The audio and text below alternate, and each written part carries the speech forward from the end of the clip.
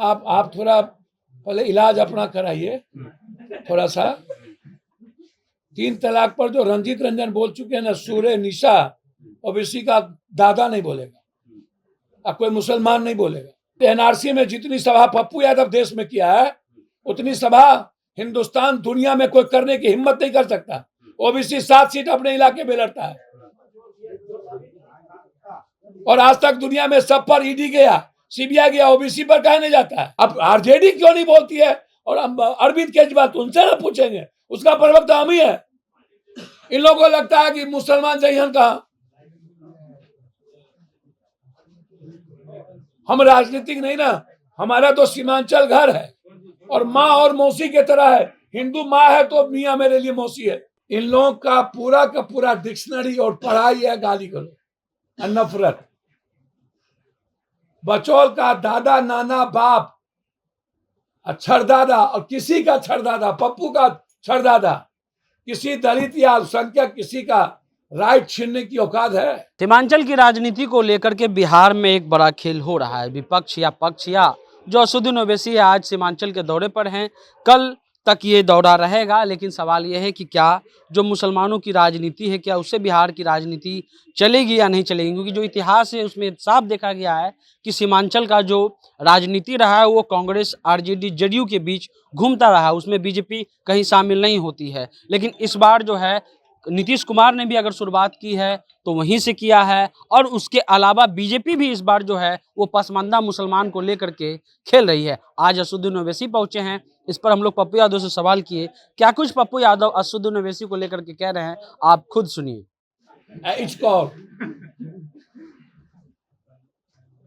कौन है हमको नहीं पता, बस मैं इतना जानता हूं ये नाग सांप है।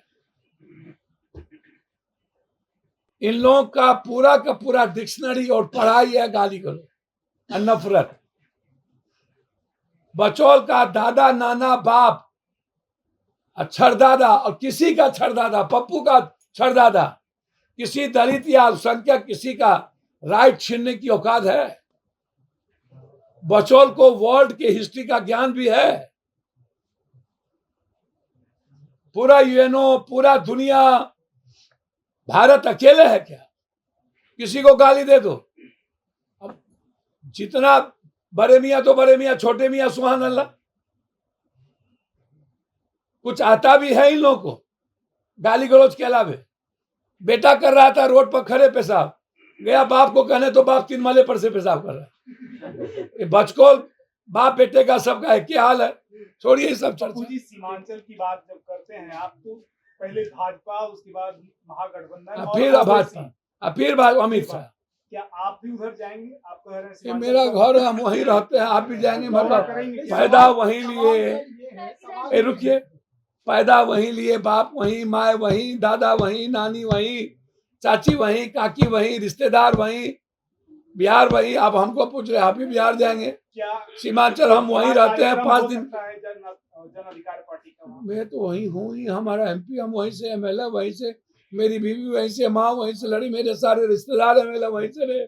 मतलब आप भी जाएंगे क्या? मतलब ये कौन क्वेश्चन हो गया है? सवाल है कि आपने कहा कि हम तो दिल्ली एजुकेशन यूनिवर्सिटी का भी हुआ।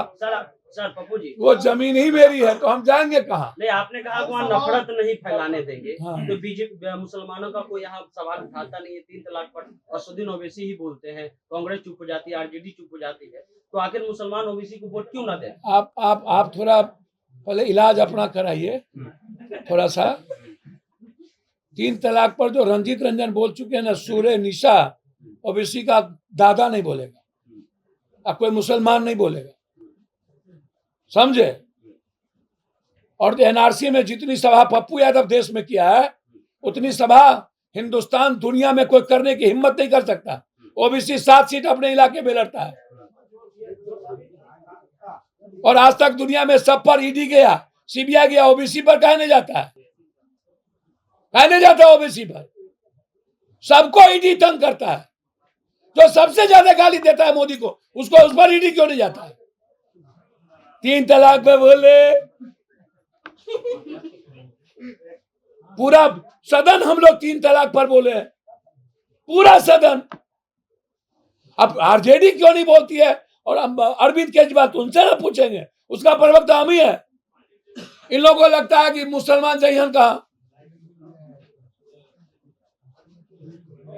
हम राजनीतिक नहीं ना, हमारा तो सीमांचल घर है और माँ और मौसी की तरह है। हिंदू माँ है तो मियाँ मेरे लिए मौसी है, माँ और मौसी है। क्रिश्चियन मामी है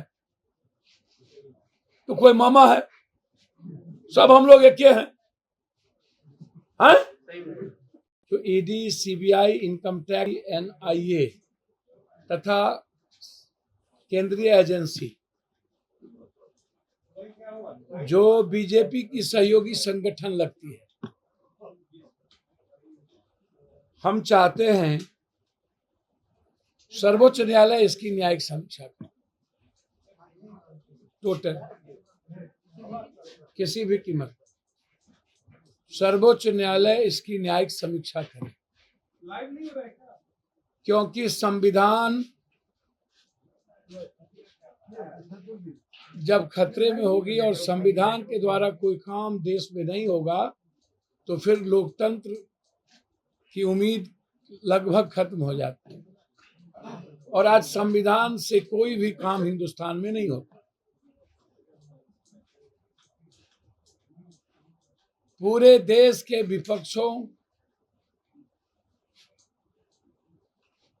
को चोर बना करके 2024 का चुनाव और डर पैदा करके, मेरा सवाल बहुत क्लियर है, यदि चोर है या डकैत है उसकी समीक्षा, उसको गलत और सही न्यायालय फैसला करेगी, वो करे, मेरे में कोई आपत्ति नहीं है। लेकिन आपके तरीके लगातार जब जब चुनाव आते हैं तो आप हिंदू मुस्लिम करते हैं, सीलापट चलाते हैं, आप पाकिस्तान शुरुआत हो जाते हैं और एजेंसियों को आप इस्तेमाल करते हैं, आरएसएस और बीजेपी के एक संगठन की तरह इस्तेमाल। इसीलिए मैंने बहुत क्लियर कहा कि यदि का इंटरप्रिटेशन या संविधान को से अलग हट करके कोई भी गवर्नमेंट काम करती है तो सर्वोच्च न्यायालय इसे काउंटर हुआ है। आपने पप्पू यादव को सुना, जनता जंक्शन आप देख रहे थे।